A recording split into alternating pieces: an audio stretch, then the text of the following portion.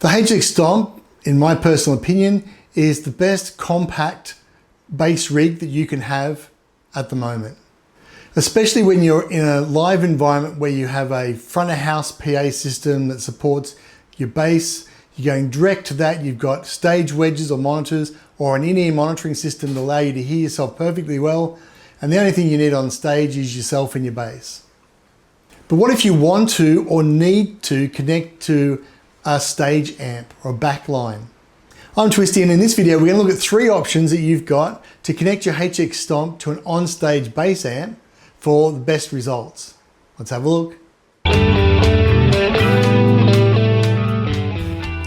Setting up a full end-to-end signal chain on your HX Stomp is fantastic. You're going from your bass through to compressors, distortions, overdrives, an amp that you choose, cabinets that you choose, mic placements that are optimal for you. You can flick in and out between different amps and cab setups for different sounds at the flick of a foot switch. The flexibility that it gives you is perfect, and in the compact size is also, for me, makes the perfect fly rig or generally all around best bass rig on the market. The challenge is though, when you have to connect into a onstage rig because the PA is vocal only, or there are no stage monitors and you won't be able to hear yourself, those amp and cab modules that you've put into your signal path and painstakingly gain staged and perfected the tone of for your front of house or in-ear mix can cause some tone differential challenges when you're connecting to a real amp with its own tone controls and a cab that acts like another IR. So there are a couple of ways to get around this. The Line 6 guys have offered a number of routing solutions for this on your HX. And the flexibility that gives you is that you're not tied down to one solution. So if you have an amp that doesn't have an effects loop, it doesn't matter. If you have a amp-cab combo, then that also doesn't matter. So the first option we have is to go directly from your HX Stomp into your the input of your bass amp as if you were plugging your guitar in.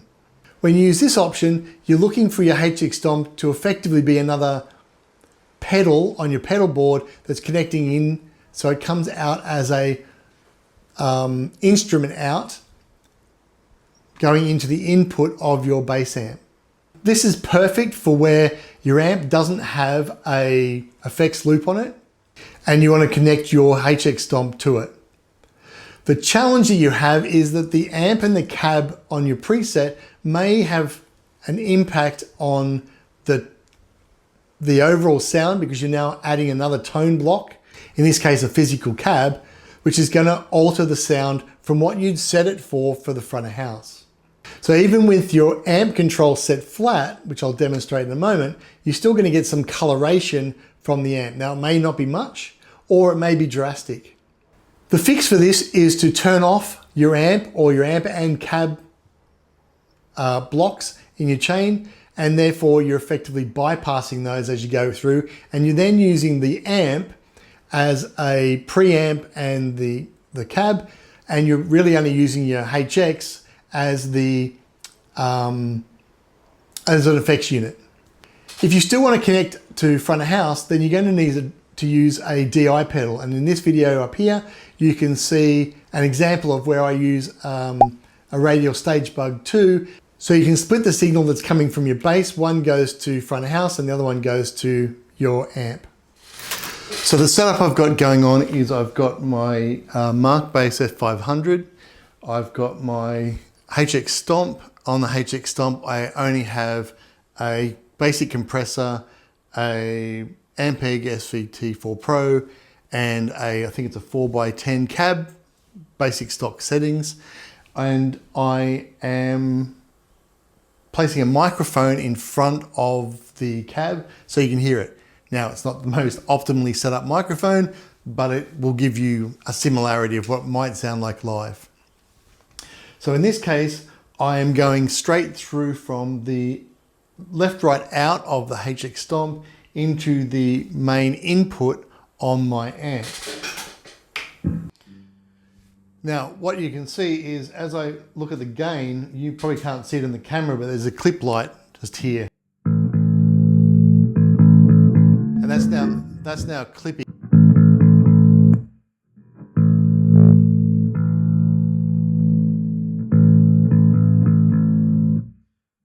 So I need to set that for optimal, so just off the clipping, the same as if I was setting up for my bass.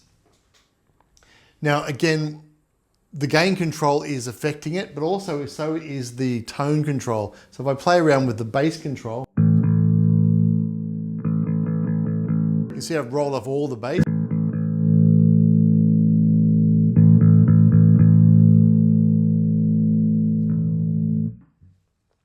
So in that case, let me bypass my amp, and bypass the cabs, and now all I'm getting the HX to do is effectively be a compressor.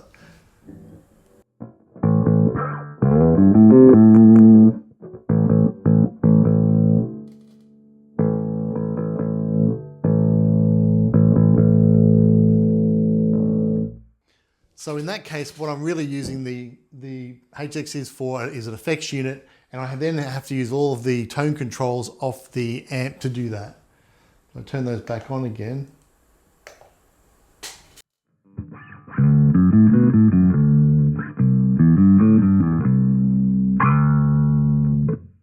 Now to me that doesn't sound too bad, so I tend to leave it, but again, up to you. The second option we have is to use the effects return on your amp and bypass the gain control and go into either the front or the back, depending on your amp. In that scenario, what we're looking for is the HX Stomp to be another effect pedal.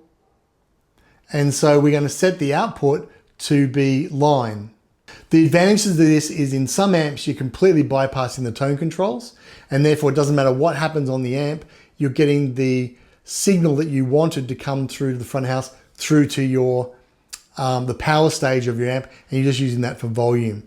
Now you may have to turn off the cab because that may have an impact, but it also depends on why you're using this. For me, if I'm doing it this way, if I'm still connected to front of house, I'll probably leave it with all the tones set flat on the amp and ignore any of the effects that come out of it.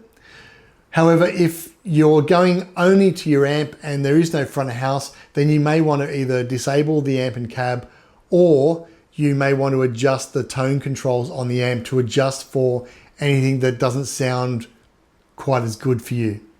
Again, if you want to connect it to the front of house, use of a DI or the balanced output on your amp can be good. So when I use this method, I set the output to be pre-EQ, and I then use my HX going into the return, and I can then go from the amp out to the front of house through its balanced line out, and the amp has now got all the sounds that I want it to have.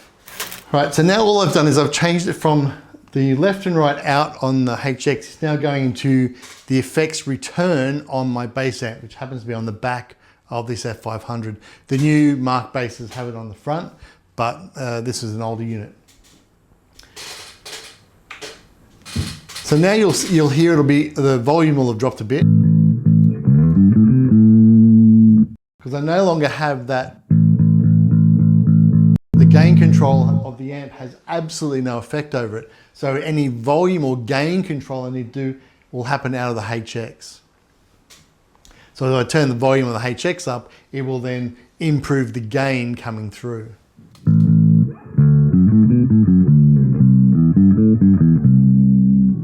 And then if I do the same thing, if I turn off those amp and cab,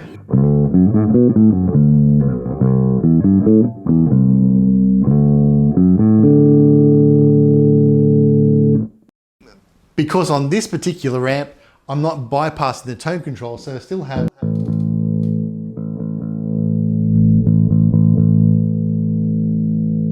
tone control over the amp. So I can, if I'm getting that buzz, or sometimes the cab gives me mid-range honky sound.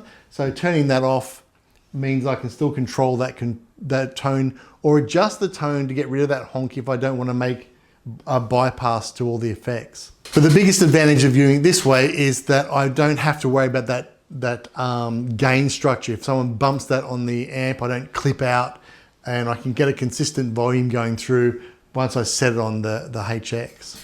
Now for optimal results where you want to go both to front of house and you want to go to your on-stage amp, if you have the space in your preset, then adding a send block is the best way to get the optimal sound. So you can place the send block before the amp or before the cab, depending on which one you want to include in the signal that goes to your stage amp.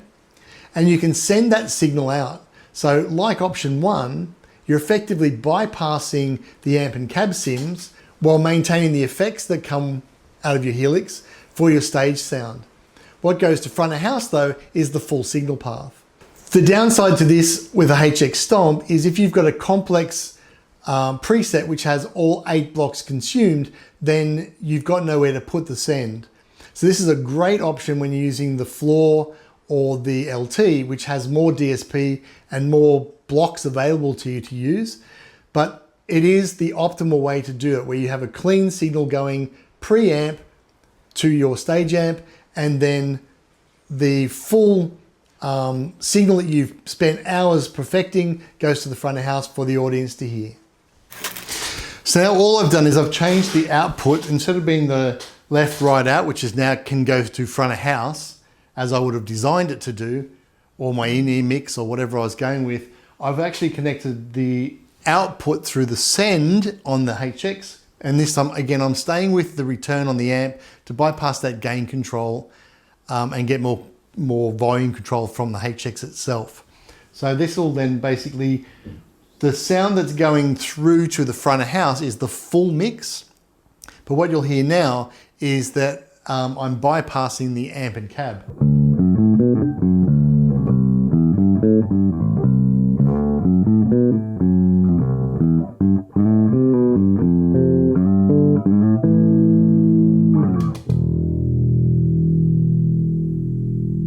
So that's more of a natural sound for the amp. And again, I'm now controlling what I hear on stage through the amp, and just using the HX as an effects pedal for the on-stage version, but the front of house is getting that full Ampeg 4x10 cab sound that I set up and I really want the audience to hear. So there's a number of reasons you would connect your HX Stomp to your on-stage amp. The PA is vocal only, or there's no monitor mix or in-ear mix that you can get to hear yourself, and you need to be able to hear yourself on stage, as do other people. I'm not sure the guitarists listen anyway, but you know. So when you need to do this, we covered off 3 different ways of connecting. You can connect as if you were connecting your bass and your normal effects rack into the input of the amp, and then you're subject to the gain control of the amp to make sure it doesn't clip and you're not getting too much volume. And you're also then subject to the tone controls of that preamp on your amp and the cab. So you may want to disable some of those effects on your, or some of those blocks on your preset. The second option, which was my preferred, it's the simplest. Instead of going through the bass input and managing the gain control, then you just go through the effects return on the amp. In some amps, like my MarkBass, I'm still subject to the tone controls, but I found if I set them as flat, I don't get too much coloration out of that. Sometimes you may want to disable the cab block in case that. Sometimes I get a mid-range honk, so disabling that cab block gets rid of that. Otherwise, I don't tend to worry too much about it. Or ultimately, the third option, as we discussed, was to use an effects send off your Helix to your amp, deal with your amp, and the front of house still gets the perfect mix you spent time on. If you've got the ability to use a send block, then that's the best way to do it. And if you want to know more about how to use the sends and returns on your HX, check out this video. Catch you later.